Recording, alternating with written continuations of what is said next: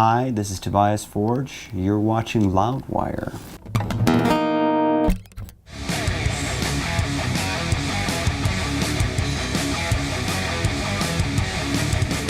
For as long as I can remember playing guitar, I've always done so playing to music.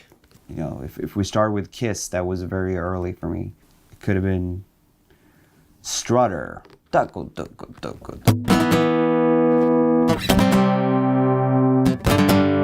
mean, it's not. It was that sort of. I was more of like a rhythmical player. Some guitarists that I know were just like. You can just like, if you just say like the song is in A minor, okay, and then it just goes. Whereas I'm a little bit more like compositional in my soloing, so that's a little bit different. I mean, one riff that just out of nowhere is one of the most economical riffs I've ever heard, and it's so fun because I can really hear James laughing when he came up with it. Is the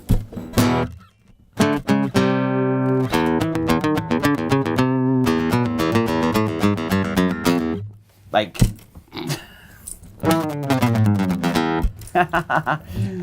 that's funny. That's funny. That's a funny riff. James Hetfield is definitely one of the best guitar players that has ever walked this earth. Even though I know sort of theoretically how to play Master of Puppets, it's impossible to play it downstrokes the way that he does from start to finish for 7 minutes.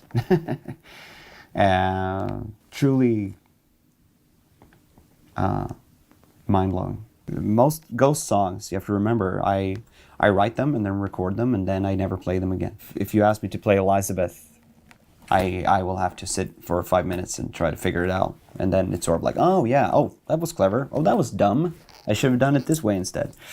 But the first one was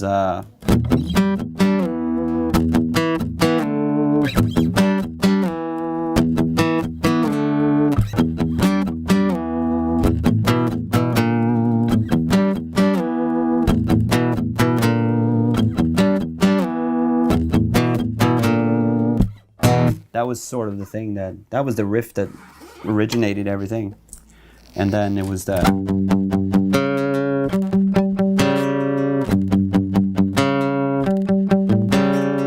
that's the up sort of bridge into the chorus. And the chorus is one half note up, which is kind of strange.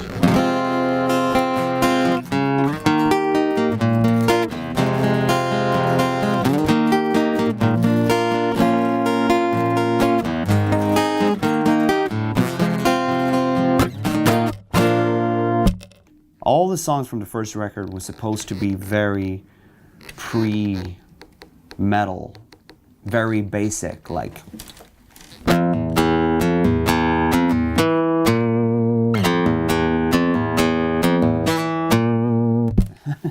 like the most primordial, like caveman sort of riffing, but still sort of to the point. The band that I had in mind, that I heard in my head being Ghost, was very much a sort of a 70s band, maybe slightly older.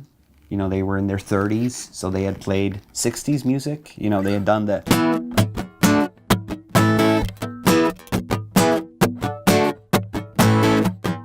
so you had a little dumber sort of guitar player on one hand. He came up with a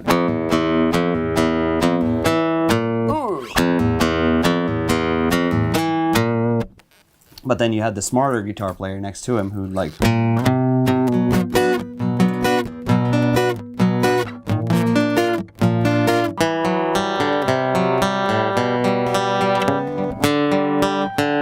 there you go. And that transformed into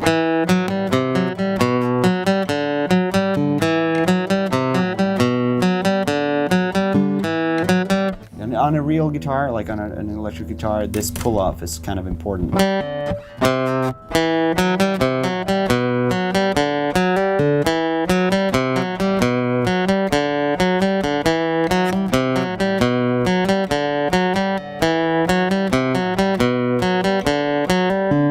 essentially the verse is basically the same riff.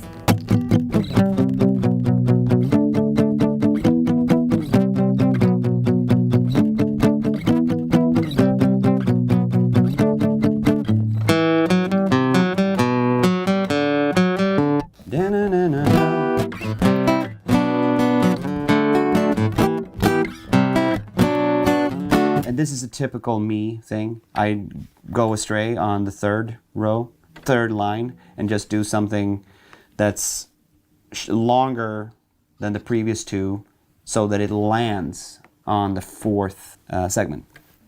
So it comes to be da da da da.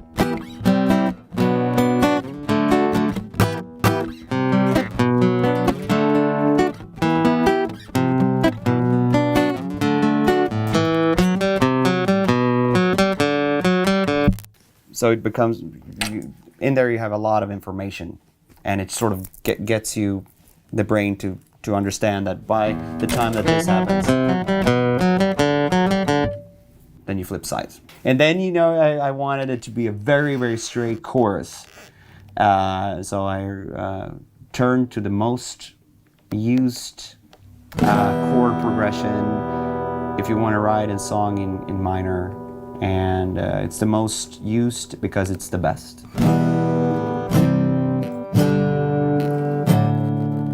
It's the most effective song, chord progressions ever. And this is why you've seen probably YouTube clips of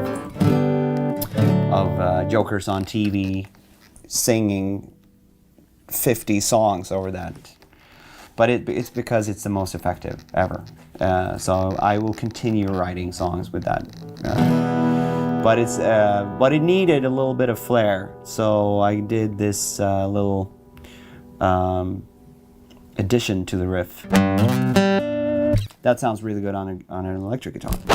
And it sounds really cool when it's like two guitars playing at the same time, because it becomes this sort of, it sounds way more complicated and more like a movement than it actually is.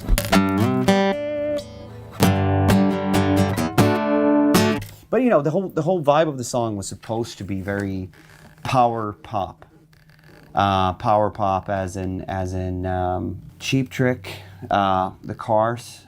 And this feels to me very Cheap Trickish, besides being an actual Cheap Trick.